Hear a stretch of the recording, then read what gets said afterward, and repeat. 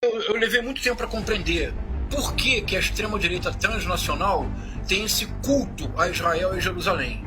O que está por trás disso? É algo muito surpreendente. Veja, não se trata de um culto a Israel ou a Jerusalém. Do que se trata, e isso é muito claro na Igreja Universal do Reino de Deus. Se vocês, mesmo se nós não prestarmos atenção na Igreja Universal, se eu disser para vocês que há 20, 25 anos atrás, quando a Igreja Universal começa a ter importância, vocês se recordam que a Igreja Universal era sobretudo a Igreja de Cristo? Que Cristo era o que o tempo todo era evocado pela Igreja Universal?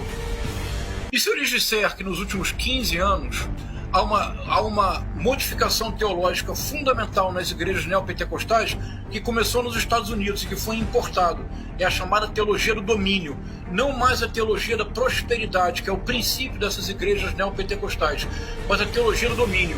Rodrigo, quando eu realmente compreendi o que é a teologia do domínio, eu caí da cadeira. Veja, eu vou tentar ser o mais sucinto e claro possível, porque é muito importante que você entenda isso. É assim, uma transferência teológica.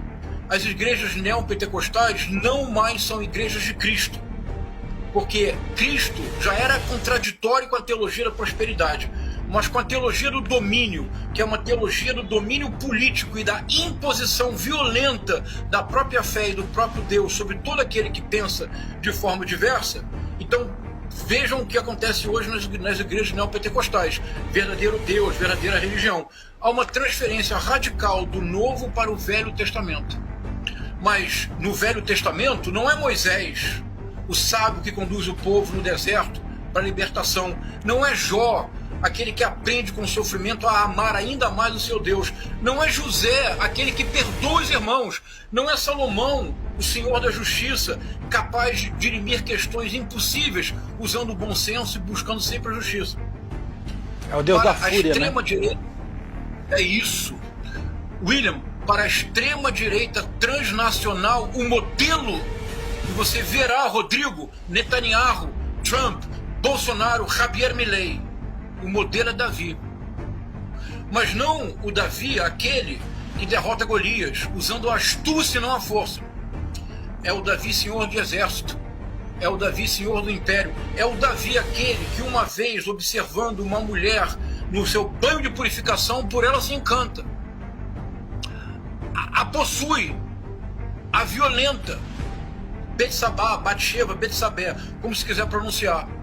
Um problema. Ela engravida. Problema maior, ela é casada. Problema se multiplica, ela é casada com um soldado do exército de Davi, Urias. Rodrigo, o que faz Davi? Envia Urias para a guerra. Envia Urias para a guerra como um general, como uma forma de compensar o pecado que cometeu? Envia para a frente de batalha, para que ele morra. Urias morto, ele se casa, ele adota Betsabé como uma de suas concubinas. O filho dessa união perece, juízo divino. Um dos filhos do casal é Salomão. A extrema-direita transnacional encontrou em Davi o modelo. Qual é o modelo? O modelo do pecador ungido. Porque não há em todo o Novo Testamento alguém que tenha pecado tanto quanto Davi. Davi cobiçou a mulher do outro, Davi matou o outro, Davi não respeitou o básico, que são dos 10 mandamentos. Ainda assim, Davi era ungido. Rodrigo, acredite, para a extrema-direita transnacional, Trump, Bolsonaro, Javier Milei, Viktor Orbán, Netanyahu são ungidos. E como se comprova isso? Pelos pecados que cometem. Sim. Quanto mais pecador, de repente... Estarrecedor. Não é estarrecedor, William? É demais. Não é, Vivian? Demais. É estarrecedor. Esse é o modelo. E sobretudo porque Davi representa a força da espada. Não é a força da palavra, não é a força do amor, da caritas, da misericórdia, da compaixão. Davi é aquele que não se preocupa com o outro, que ignora solenemente o outro. Ele se apossa do corpo de Betsabé. Ele mata o seu marido. Ele a torna concubina. E ainda assim, ele se arrepende. E ao se arrepender, ele é ainda mais ungido.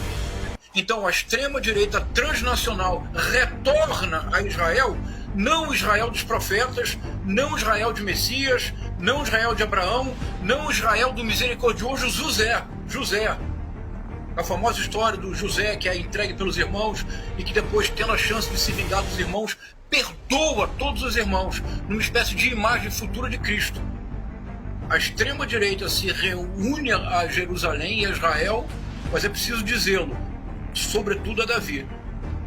Em alguma medida, o atual massacre, genocídio, e veja, genocídio mesmo.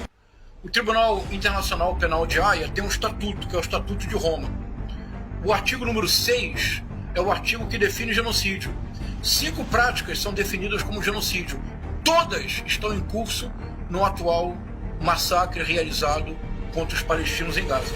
Então, isso me custou muito trabalho compreender. E eu acho que nós precisamos tentar tornar ao máximo essa questão uma questão do debate público. E por quê?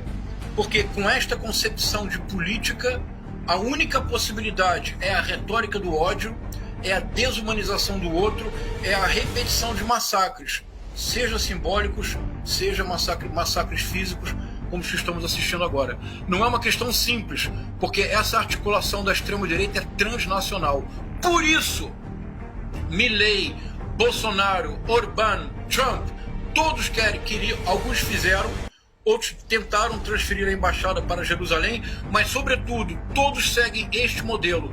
O modelo não é o modelo da misericórdia, não é o modelo da compaixão, é o modelo do império das armas.